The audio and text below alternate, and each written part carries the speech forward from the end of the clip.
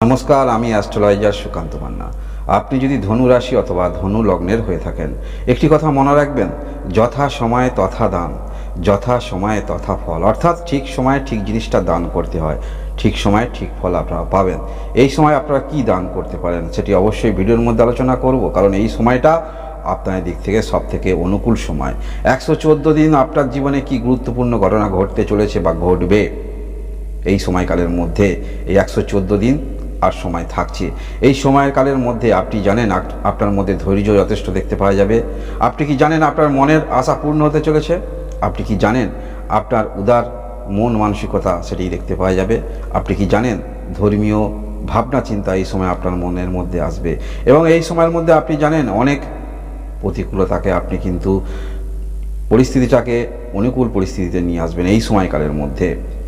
এই সময়কালের মধ্যে এই যে দেবগুরু বৃহস্পতি আপনার পঞ্চম স্থানে অবস্থান করে আছে, এবং এই পঞ্চম স্থানে শুধু অবস্থান করে নয়, এখান থেকে যে দৃষ্টি দিচ্ছে আপনার নবম, আপনার সাফল্য এবং আপনার রাশিতে। দেবগুরু বৃহস্পতি আপনার রাশি অথবা লগ্নের প্রতি এবং অধিপতি এবং চতুর্থ ঘরের অধিপতি, যথেষ্ট ভাইটাল একটি গ্রহ আপনাদের দিক থেকে।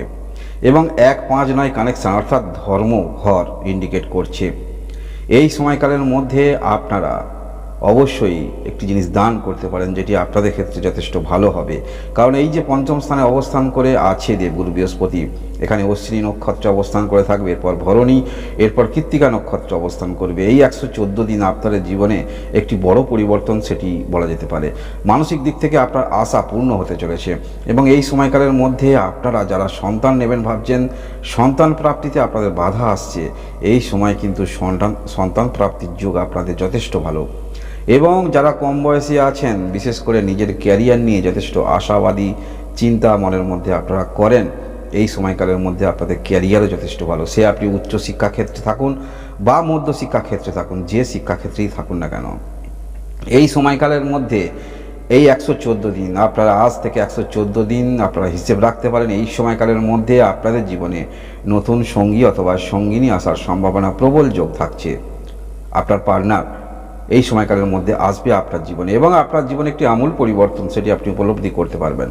কারণ এই সময় গ্রহের যে অবস্থান, বিশেষ করে দেবগুরু বৃহস্পতি জ্যোতিষশাস্ত্র অনুসারে যথেষ্ট শুভ একটি গ্রহ।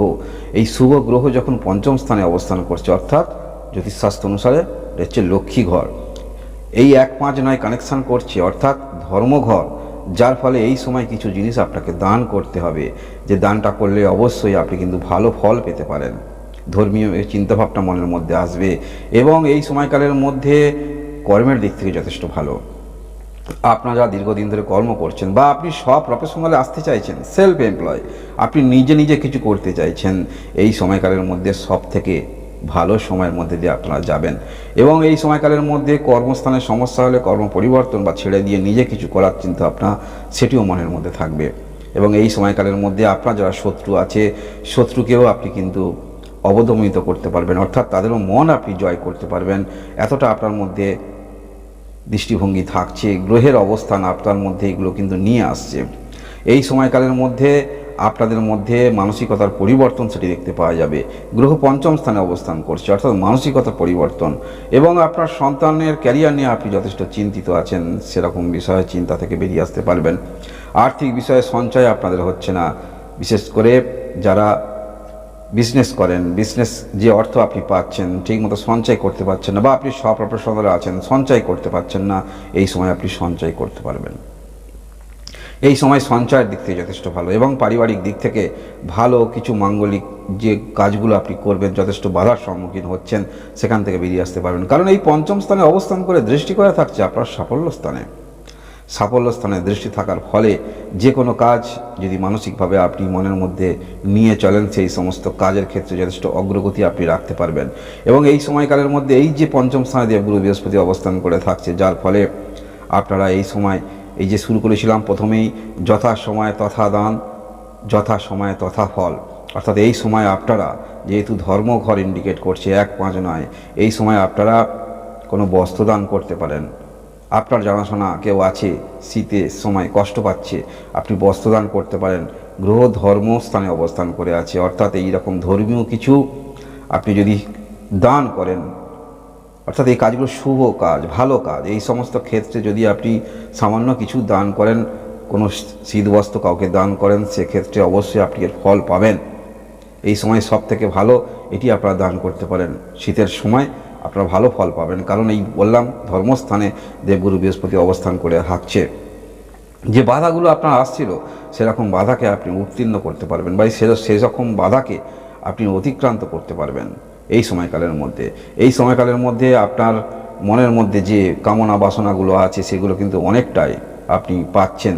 লটারিতে ইন্টারেস্ট রাখেন, লটারি প্রাপ্তির যোগও কিন্তু প্রবল থাকছে।